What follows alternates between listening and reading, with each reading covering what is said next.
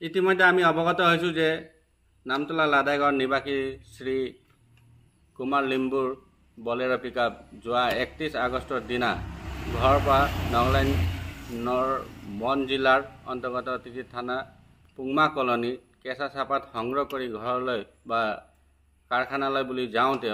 বাটতে নগা দুৰ্বৃত্ত অস্ত্ৰ দেখুৱাই ড্ৰাইভাৰ সহ গাড়ী অপহৰণ কৰি লৈ যায় আৰু ৰাতি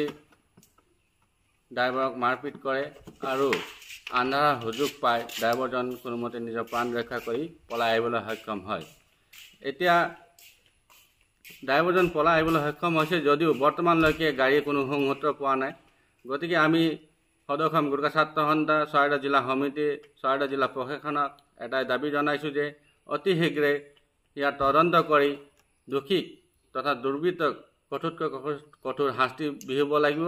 আৰু মালিকক তেওঁৰ ক্ষতিপূৰণ দিব লাগিব।